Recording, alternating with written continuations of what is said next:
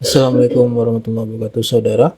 Selamat datang di kelas pengantar coding. Minggu ini kita akan belajar terkait flow control di bahasa pemrograman C ya. Jadi apa aja itu flow control? Itu ada sekuensial, pencabangan, dan pengulangan. Nanti kita akan bahas satu-satu. Kita mulai dari sekuensial.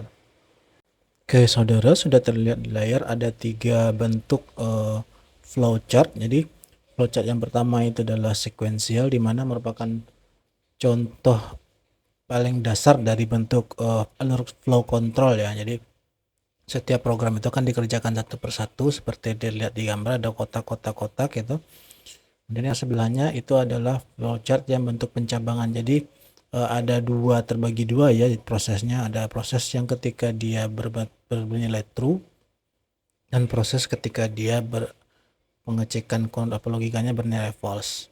Setelah itu ada lagi perulangan, di mana di sini ada kondisi ketika pengecekan itu dilakukan bernilai true, maka yang namanya proses akan dikerjakan, kemudian akan diulangi sampai dengan kondisi pengecekannya tidak lagi bernilai true, seperti itu. Berikutnya karakteristik dari flow control sekuensial ya. Jadi silakan dibaca yang ada di layar. Oke, selanjutnya kita akan masuk ke flow control pertama, itu flow control kedua ya, flow control pencabangan. Nah, flow control ini pastinya sudah pernah saudara coba gunakan di flowchart. Di bentuk seperti ketupat ini menyatakan kalau itu ada flow control pencabangan. Nah, berikutnya ini kita bahas untuk pencabangan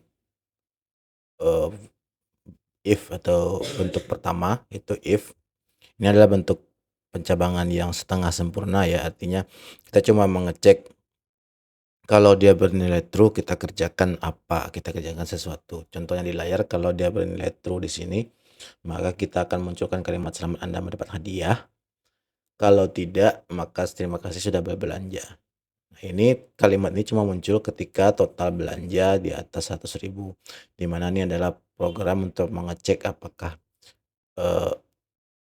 jika orang itu belanja di atas 100.000 maka dia akan mendapatkan hadiah. Jika tidak, maka tidak mendapatkan hadiah. Ini adalah contoh program untuk pencabangan if ya. Jadi di sini kita sudah punya satu variabel namanya total belanja. Nah, di sini ada inputnya untuk mengisi total belanja. Nah, di voucher kita tadi kalau total belanja di sini adalah pengecekan kondisi ya. Jadi ini contoh aplikasi dari if atau setengah if tadi.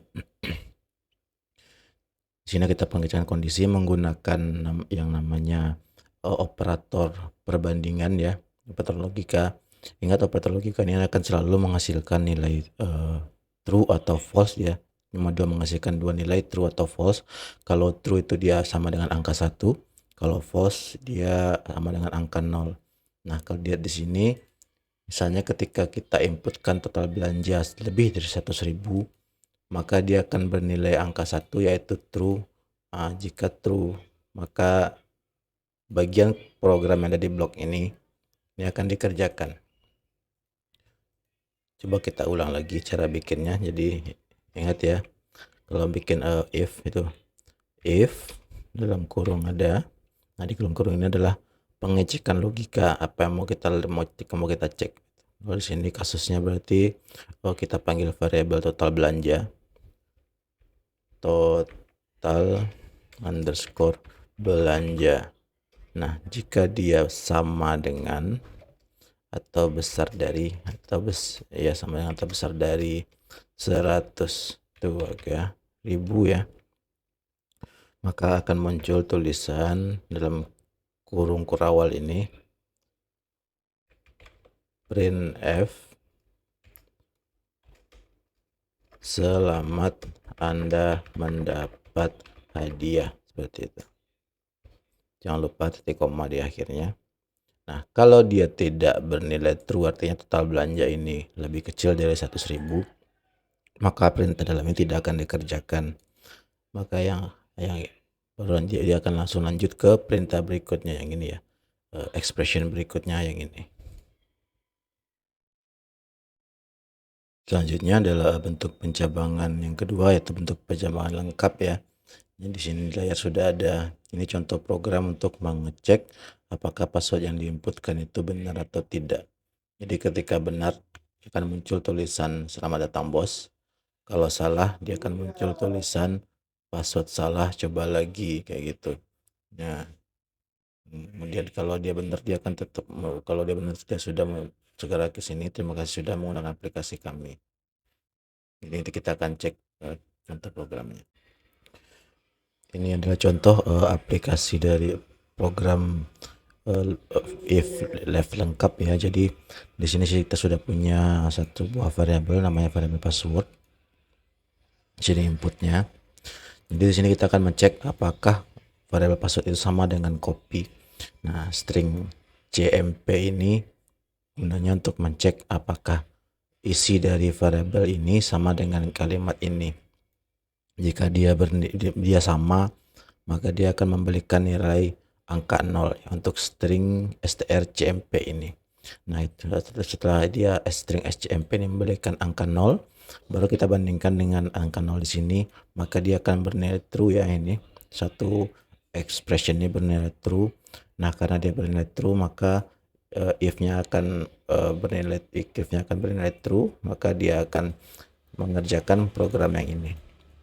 Namun jika password yang dimasukkan bukan copy, alhasil perbandingan ini akan menghasilkan nilai selain angka 0 ya, maka dia akan bernilai false ini perbandingan ini, maka dia akan mengerjakan yang ini. Jadi untuk bentuk if else lengkap itu, jika true mengerjakan yang ini yang dalam kurung awal setelah if, jika false maka dia akan mengerjakan yang setelah kurung awal else ini ya.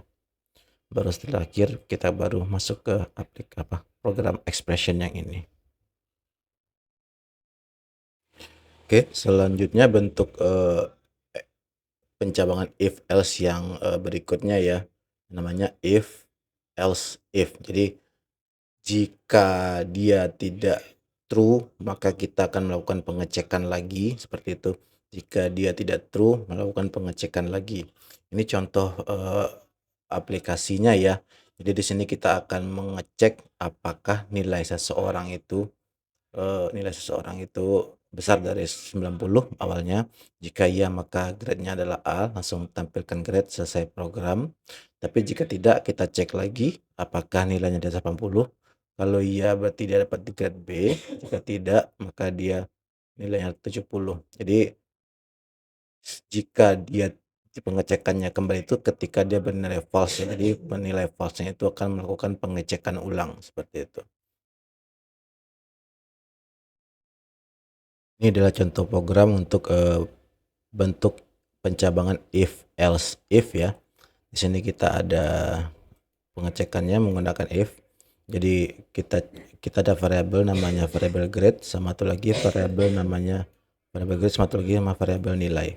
Nah, ketika kita inputkan nilai, di sini kita akan mencek nilai itu besar atau sama dengan 90 tidak. Kalau besar atau sama dengan 90, dia akan maka grade akan isinya adalah A. Selesai program, langsung kita tampilkan grade di sini. Nah, jika tidak, else if ya, jika tidak gitu. Lainnya jika nilai sebesar itu 40, maka grade sama dengan B. Begitu terus sampai berapa kita butuhnya. Kalau di sini kita butuhnya sampai nilai E. Nah, setelah itu akhirnya baru kita gunakan else. Jadi jika semua pengecekannya tidak ada yang bernilai true, maka dia akan melaksanakan statement expression yang ini, baru mengakhiri program. Oke, berikutnya kita punya pencabangan if switch case ya.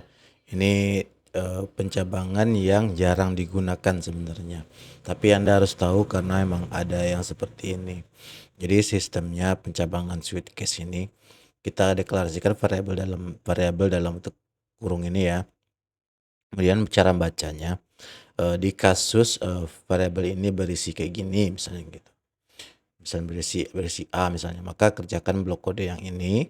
Break ini untuk untuk memutuskan dari pengecekannya atau keluar dari pengecekan cache-nya ya.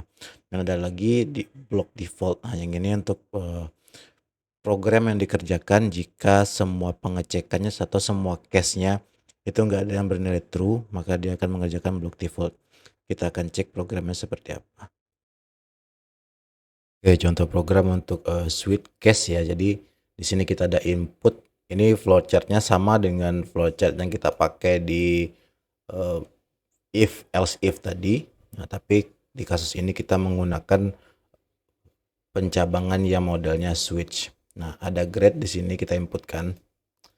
Nah, jika dia grade yang kita inputkan itu A, nah, tuple ini gunanya untuk membesarkan huruf ya. Jadi kalau kita inputkan huruf A kecil, dia akan berubah jadi besar. Ini salah satu kekurangan dari switch cache. Kenapa dia jarang digunakan? Karena dia sistemnya cache sensitif. Jadi kalau misalnya yang kita inputkan itu berbeda sedikit saja, misalnya huruf kecil atau huruf besar, dia menganggapnya itu berbeda. Itu salah satu alasan kenapa switch cache itu jarang digunakan. Jadi ini pada kasus misalnya isi dari grade itu A, maka kita akan printkan kalimat yang ini, luar biasa gitu ya. Break ini untuk keluar dari program. Nah, bagaimana kalau kosong seperti ini, Pak? Kalau kosong seperti ini, dia tidak ada kalimat break, maka dia akan langsung ke cache berikutnya atau C. Ini yang akan ditampilkan oleh dia. Bagus ini ya. Juga kosong berarti ini dia tidak, ketika dia isinya adalah E, dia tidak akan mengerjakan apa-apa, tapi dia akan pindah ke cache berikutnya yaitu printf. Dan bagaimana kalau misalnya yang kita inputkan adalah bilangan yang lain seperti G, D, G atau Z gitu. Dia akan mengerjakan yang default ini. Coba kita jalankan programnya, execute, compile, run ya. Lihat hasilnya seperti apa. Misalnya kita inputkan bilangan A misalnya ini. A gitu ya. Lihat dia akan melakukan perintah menjalankan statement yang ini. Luar biasa, output luar biasa. Bagaimana kalau kita coba compile run, kita inputkan bilangan B, huruf B. Dia akan mengerjakan yang di bawahnya karena kita tidak ada break di sini ya. Baru selanjutnya coba bagaimana kalau kita inputkan sesuatu yang tidak ada di cache-nya, misalnya Z. Maka harusnya dia akan mengerjakan yang default ini. Ya, betul ya. Grade salah. Di default ini dia katakan grade salah kayak gitu.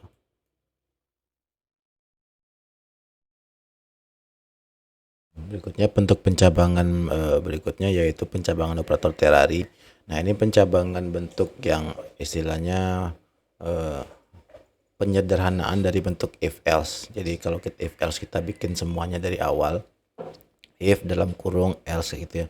Ini kita bisa sematkan dalam bentuk yang sederhana banget. Jadi kondisinya apa kayak gitu. Kita pakai operator perbandingan logika. Kita kasih tanda tanya. Kalau dia bernilai true apa yang dikerjakan, kalau dia bernilai false apa yang dikerjakan. Ini dalam satu baris ya. Jadi kita tidak perlu lagi bikin banyak-banyak baris. Ini bentuk apa ya istilahnya? Bentuk simple sederhana banget gitu. Untuk penyederhanaan codingan.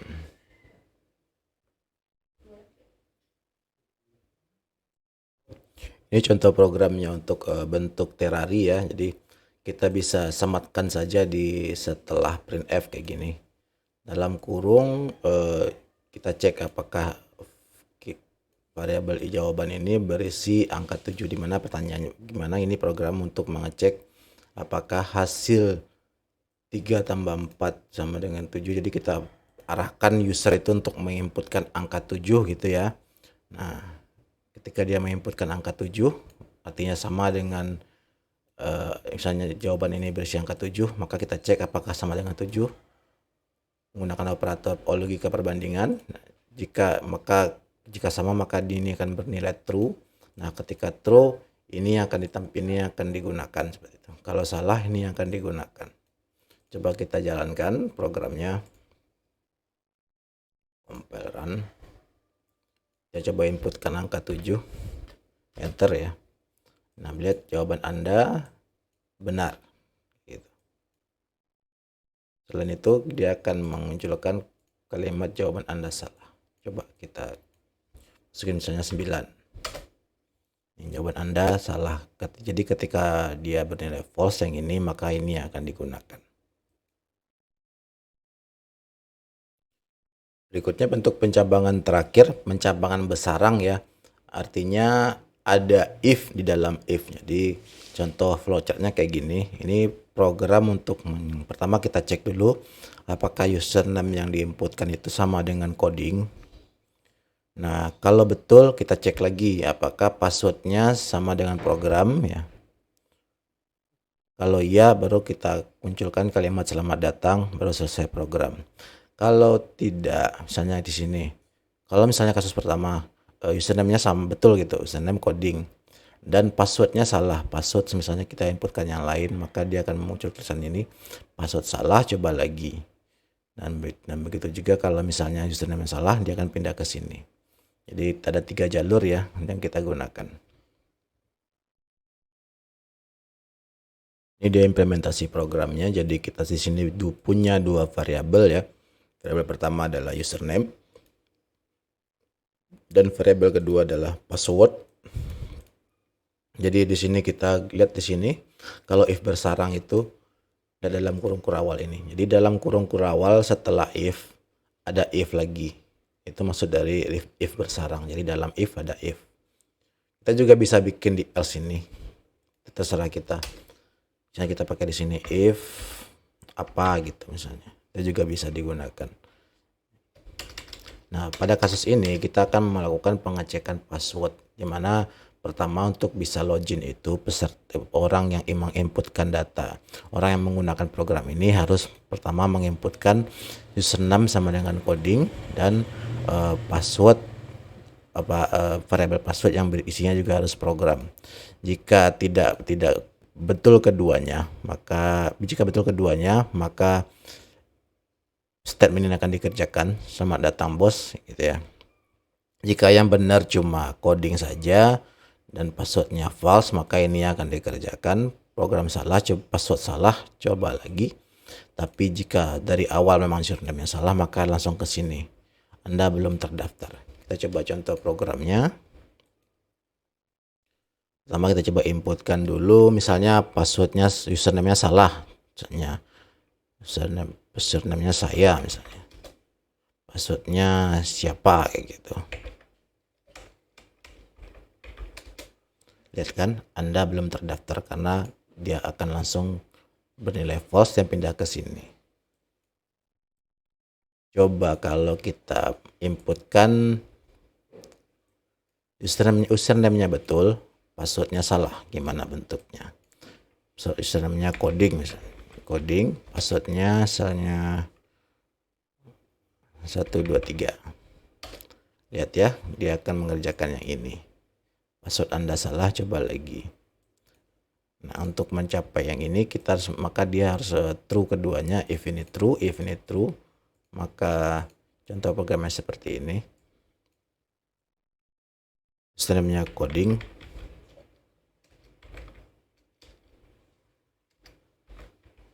Passwordnya program.